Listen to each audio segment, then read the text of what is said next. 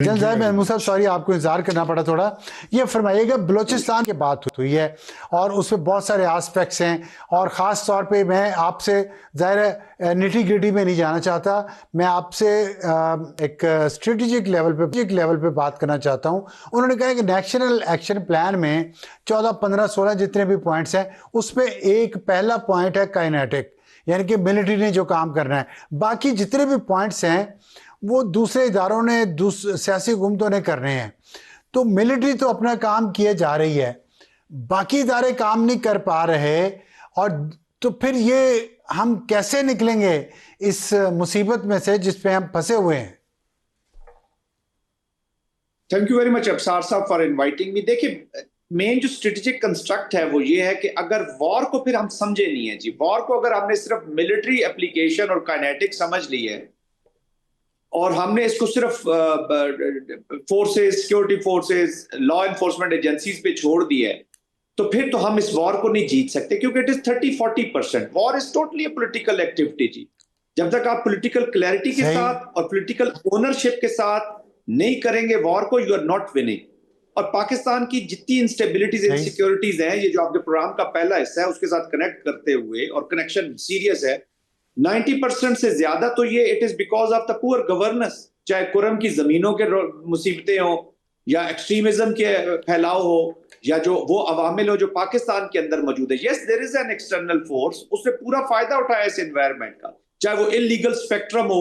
Illegal spectrum तो बलोचिस्तान का ठीक हमें सूट करता है। 88,000 जिम्मेदारे अगर कोर कमांडर ने या फौज ने कम करके कहा जी 40,000, हमें तो टोटल 15-16,000 लीटर पेट्रोल चाहिए, तो आप क्यों लाखों लीटर रोजाना लेके आना चाहते हैं?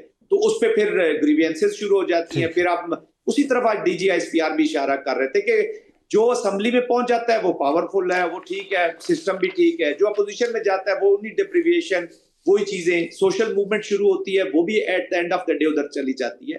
तो कहने का मकसद ये है कि बैड गवर्नेंस के कॉरिडोर से ज्यादा इंस्टेबिलिटी और इनसिक्योरिटी आई है as compare to anything else. इसको ठीक करना है। यही वो 13 नुकात हैं, 12-13 नुकात हैं जिन पे काम होना था। हमने तो 2014 खुद देखा है जी, वी वर फाइटिंग, हम फील्ड में थे, और फिर क्लियर और होल्ड तो फौज ने कर देना है। जो बिल्ट और आगे लेकर जाना है, that is a total civil activity which is democratic और पॉलिटिकल फोर्सेस। अच्छा जनरल साहब, ये फरमाइएगा कि आज जनरल शरीफ ने एक आर्टिकल 5 का जिक्र किया। उन्होंने कहा कि ऑब्लिगेशन वर्सेस राइट्स, कि जो सिटीजन्स हैं उनकी ऑब्लिगेशंस भी हैं, वो पहले आती हैं, फिर उनके राइट्स आते हैं, जो बात दुरुस्त भी है। अब ये फैसला कैसे होगा कि जो सिटीजन्स अपनी ऑब्लिगेशंस पूरी कर रहे हैं उनके राइट्स स्टेट उनको दे, और जो ऑब्लिगेशंस पूरी नहीं कर रहे उनको स्टेट डिनाई करे? ये एक तफरीक भी तो करनी पड़ती है ना। और हम मुसलसल ये देख रहे हैं कि राइट्स के नाम पे लोगों को बाहर निकाला जाता है, और उसमें बहुत सारे सरकारी इदारे भी शामिल रहे हैं माजी में, और फिर वो जो राइट्स के लिए निकलते हैं वो पुरतशद्दुद तहरीकों में बदल जाते हैं, जिसकी एक और मिसाल अवामी एक्शन कमेटी है। तो इस तरह की सूरत हाल से निपटने के लिए आप क्या मशवरा देंगे हुकूमत को?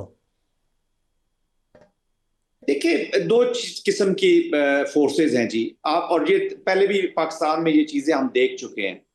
एक तो जो ऑब्लिगेशंस और उसकी हमने राइट्स की आपने बात की है। देखे ना, सबसे पहली चीज है loyalty to the state. The contract which you have signed with the state, वो आपको लॉयल और ओबीडियंट रहना चाहता है, और वो DG साहब इसी चीज को एक्सप्लेन कर रहे थे।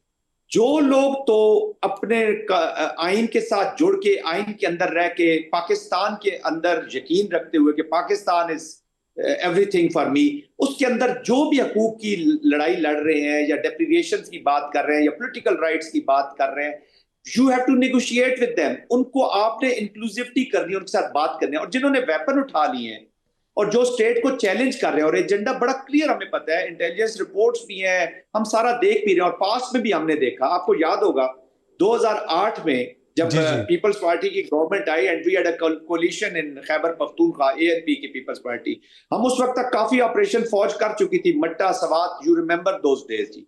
काफी चीजें क्लियर होगी, बताया गया जी नहीं, नेगोशिएशन होगी, बात होगी। सूफी मोहम्मद साहब से बातचीत हुई, और सूफी मोहम्मद साहब ने तीसरे दिन जिलसे में सवात में क्या कहा कि जी मैं इस आइन को नहीं मानता।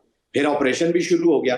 तो जो आइन को नहीं मानते, जो पाकिस्तान को कमजोर करना चाहते हैं, उनको आप काइनेटिक मोड भी रखें, बाकी लोगों की जो जायज ख्वाहिशात हैं, जो जायज चीजें हैं, उनके साथ तो पॉलिटिक्स नहीं डील करना। दिस इज देयर राइट, और पॉलिटिक्स का काम है, they are answerable to these people कि उनको सेटिस्फाई करे। हैप्पी पाकिस्तानी होना बहुत जरूरी है।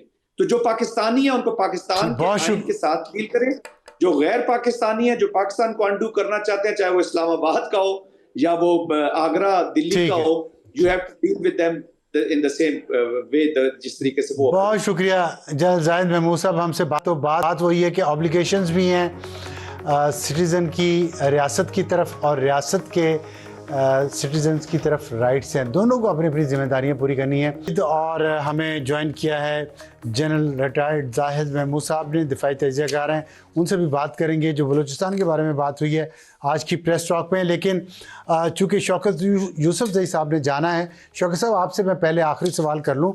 आप ये बताइएगा, जो पर जाने से पहले हम बात कर रहे थे कि सूबे, आपने, मेरे लिए ये खबर है कि पीटीआई कह रही है कि सूबे मज़ीद बनने चाहिए।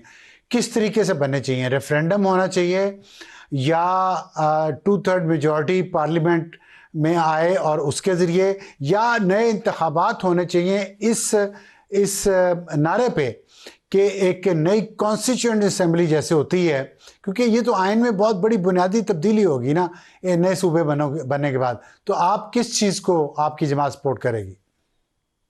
देखिए जी, जिसमें शफाफियत हो, देखिए आवाम की राय जानना तो बहुत जरूरी है और आवाम चाहती है, इसलिए कि आप बताएं ना शफाफियत किस में होगी आपके ख्याल में? शफाफियत किस में होगी? क्योंकि सबसे ज्यादा शोर तो आप ही ने मचाना है कि शफाफियत नहीं है। सबसे ज्यादा देखिए, हमने ये भी देख लिया ना कि गैर शफाफियत में कितना बड़ा नुकसान हुआ मुल्क का।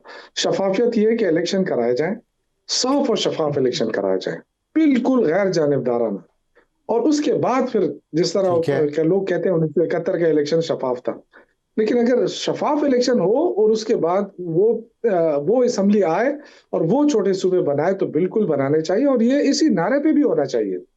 देखिए अगर लोगों ने वो कैसे बनाई ये तो पूछ रहा हूँ ना, उसमें देखें मैं शौकत साहब सवाल नहीं समझे आप। वो कैसे बनाए? एक सूबे की असेंबली नहीं है आपकी जमात से, वो कहती है हम करारदादी पास नहीं करते, तो फिर कैसे आप उस सूबे को तकसीम करेंगे? तो इसलिए क्या रेफरेंडम होना चाहिए या नए इलेक्शन इस बुनियाद पे होने चाहिए? साफ बात करें।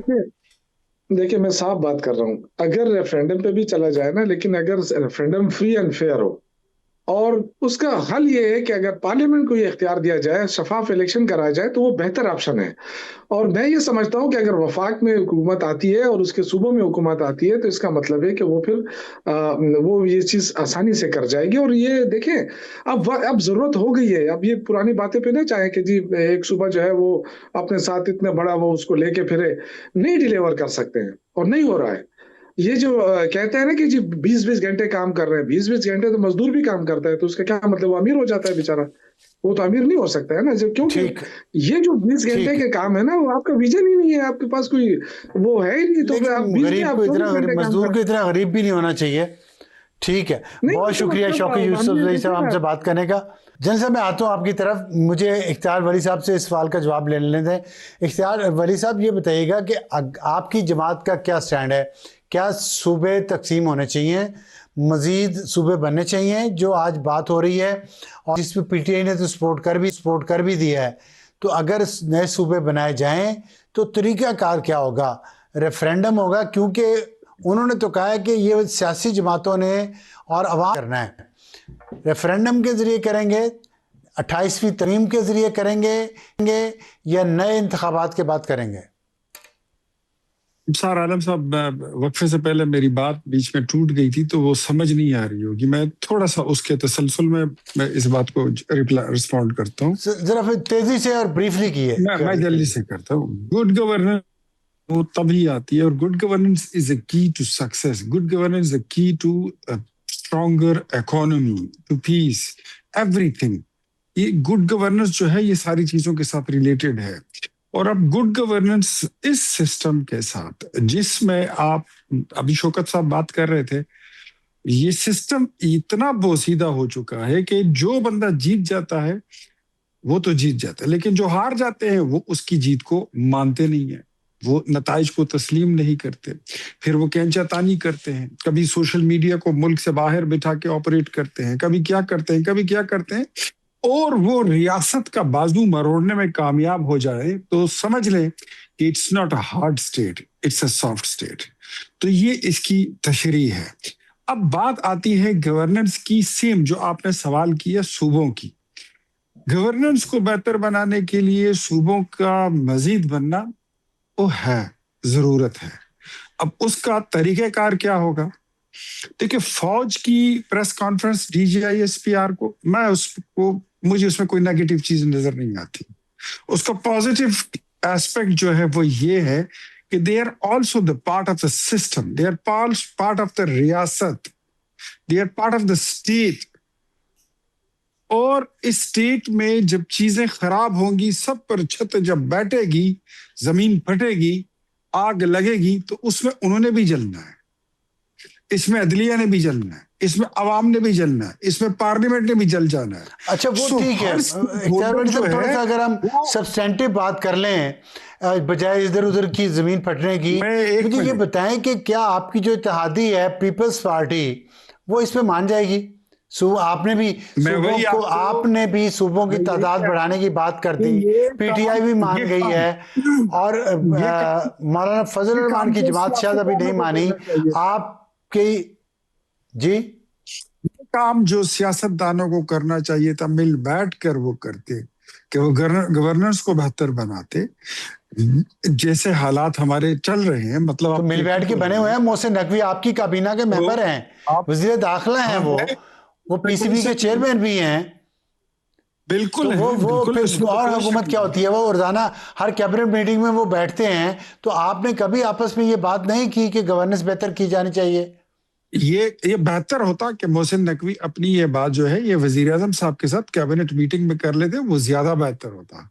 वहां से उनको कोई जवाब मिलता, तो यहाँ पे करके आकर बताते तो वो ज्यादा बेहतर होता, बहुत अच्छा उसका रिजल्ट तो होता। आपके ख्याल में उन्हें बाहर ये बात नहीं करनी चाहिए थी? उससे पहले फेज 1 होता, हर गिनती का भी एक तरीकेकार होता है।